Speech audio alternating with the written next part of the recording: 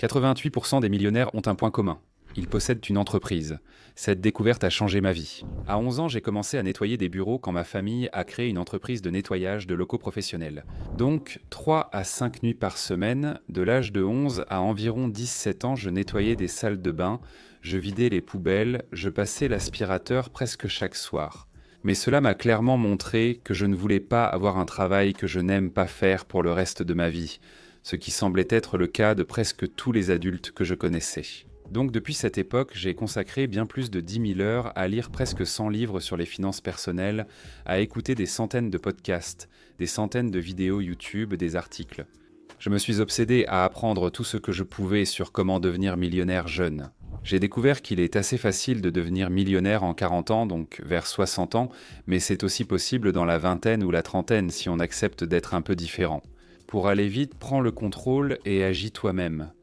Dans cette vidéo, je partage 3 méthodes éprouvées pour devenir millionnaire. L'approche lente et régulière, l'approche rapide et le jeune millionnaire. Je sais que ça marche car j'ai appliqué ces conseils, quitté mon emploi à 24 ans et atteint la liberté financière à 27 ans en suivant les mêmes étapes empruntées à des personnes très réussies. Maintenant, c'est à ton tour. Selon Fidelity, 88% des millionnaires se sont faits eux-mêmes. En fait, seulement environ 12% sont réellement devenus millionnaires grâce à des métiers très bien payés, comme médecin ou avocat, ou des choses de ce genre. Et cela m'a vraiment montré un peu quel devrait être mon chemin. Je vais détailler ces chemins pour devenir millionnaire, expliquer leur fonctionnement et pourquoi j'ai fait mon choix.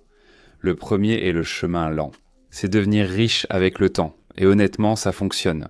C'est la voie classique. Aller à l'université, trouver un bon emploi, économiser une partie de son revenu, l'investir dans un 401k et un Roth IRA, puis le laisser croître pendant des années. Et finalement, quand vous aurez 60 ou 65 ans, vous serez millionnaire. La règle courante avec ça, c'est que si vous investissez 500 $ par mois, vous obtenez un rendement de 8%. Au bout de 35 ans, vous aurez 1 million de dollars. Le problème, c'est que vous aurez aussi 60 ans, et donc pour moi, ce n'est tout simplement pas une option. J'ignore simplement ça, faisant comme si ça n'existait pas, car je ne veux pas risquer que cela prenne 35 ans pour atteindre mon objectif. Je préfère prendre le risque d'être un peu plus extrême. Donc avant d'aborder l'option la plus extrême, parlons du chemin intermédiaire. Et cela consiste à accélérer ce processus grâce à des activités parallèles et des investissements. Et je pense en fait que cette approche intermédiaire est une voie très solide pour beaucoup de gens. C'est plus ou moins ce par quoi j'ai commencé, sachant que mon potentiel de revenus était limité puisque je n'ai pas eu mon diplôme de lycée ni fait d'études supérieures. Et même si j'avais fait ces études, j'aurais eu des dettes ou j'aurais dû les payer. Donc au final, ça serait revenu au même. Mais quoi qu'il en soit, je savais qu'il n'y avait qu'une limite à ce que je pouvais gagner avec les compétences que j'avais. Et pour moi, le but était que l'une de ces opportunités finisse par fonctionner. Et je n'aurais pas à prendre trop de risques. Parce que je pouvais réduire suffisamment mes dépenses, augmenter assez de ces sources de revenus issues de différentes activités complémentaires pour qu'elles puissent finalement remplacer mon emploi principal sans qu'il y ait trop de risques. Pour moi, la création de contenu a finalement fonctionné. Même si j'ai perdu de l'argent les 3 premières années, j'y ai acquis de précieuses compétences et connaissances. Finalement, cela a permis de remplacer nos revenus et nous avons pu quitter nos emplois tous les deux. Mais avant d'en arriver là, nous vivions avec moins de la moitié de mon revenu principal et nous avons investi tout le reste dans l'achat d'investissements et d'actifs qui me rapportent de l'argent chaque mois. J'ai constaté que la plupart des millionnaires possèdent un bien immobilier. En réalité, 90% d'entre eux détiennent de l'immobilier. On dit souvent que l'immobilier est essentiel pour constituer un patrimoine.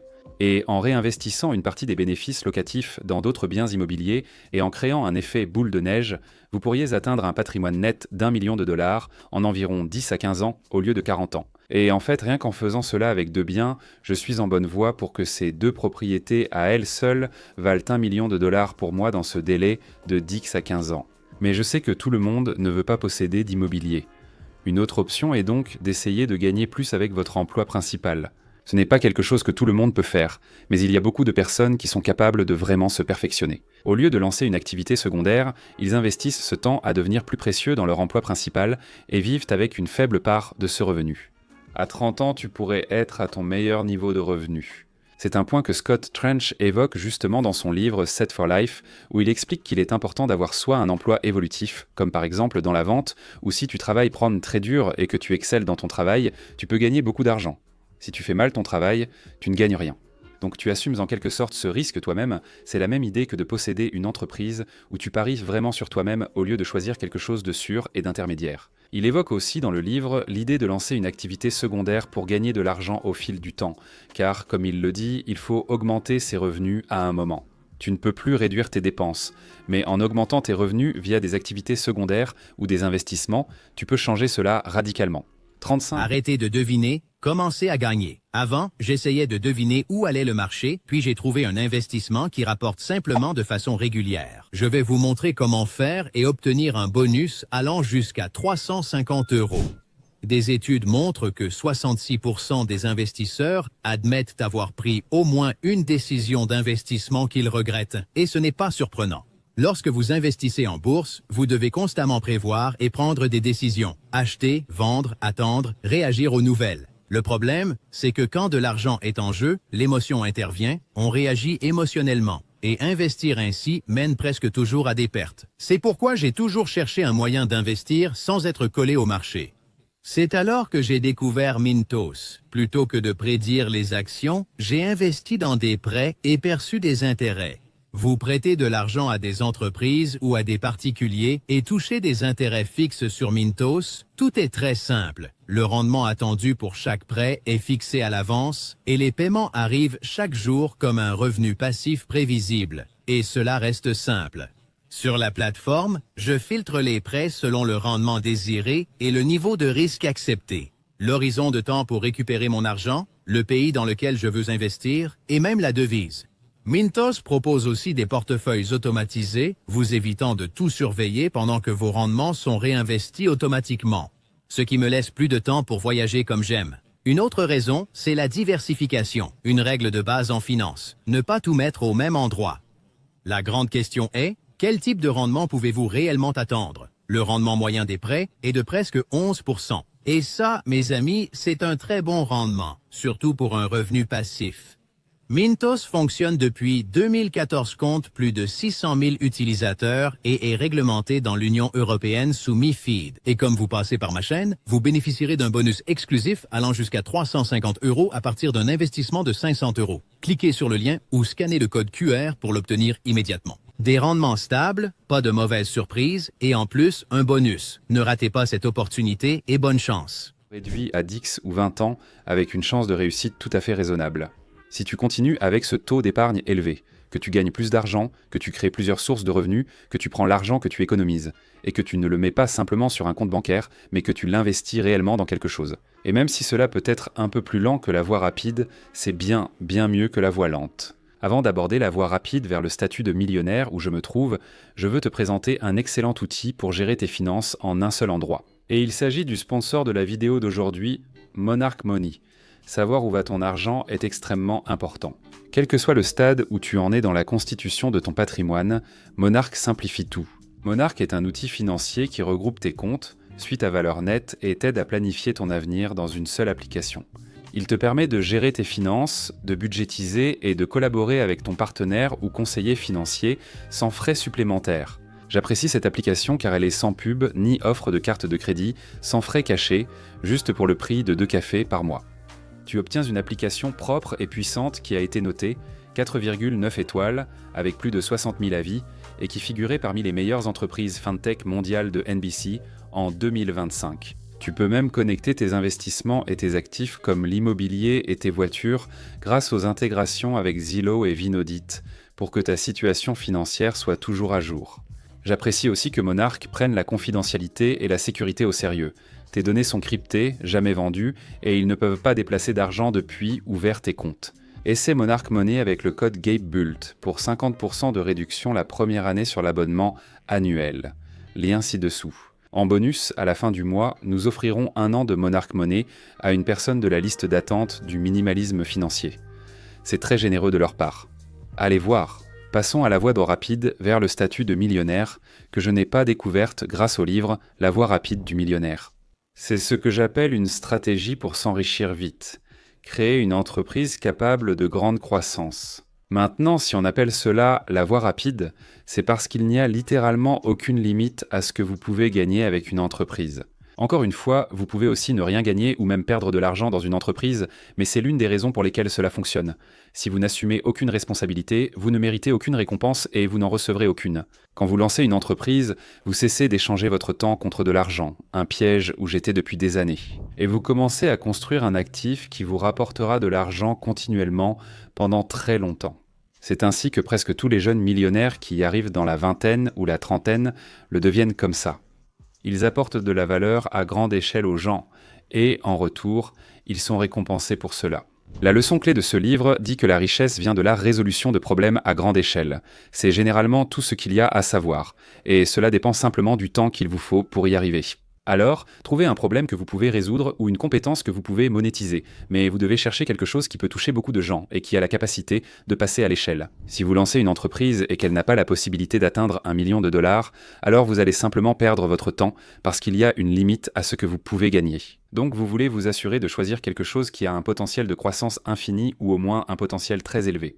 Pour moi, j'ai réalisé qu'il y avait un manque sur le marché concernant les personnes qui parlent de comment quitter leur emploi dans la vingtaine. Surtout quand j'ai lancé cette chaîne.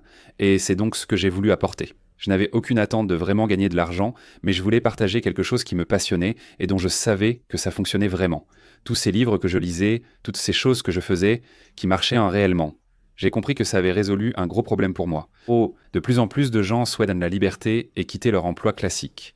En 6 ans, j'ai bâti cette chaîne YouTube qui a rapporté près d'un demi-million de dollars uniquement avec AdSense. Ayant investi des milliers d'heures à apprendre, échouer et perdre de l'argent pendant des années, cette entreprise me rapporte désormais en 4 heures par semaine plus que je n'aurais jamais gagné en travaillant de 9 à 5. Mais ça aurait tout aussi bien pu échouer, comme la douzaine d'autres petits boulots que j'ai essayés, ratés, dont j'ai tiré des leçons, puis réessayé, échoué à nouveau et appris encore. Et si tu fais ça suffisamment de fois, que tu progresses vraiment et que tu donnes vraiment le meilleur de toi-même, ça va probablement marcher. La plupart des gens abandonnent presque immédiatement et ils n'ont jamais leur chance. Une autre option serait d'acheter une entreprise au lieu de créer la tienne.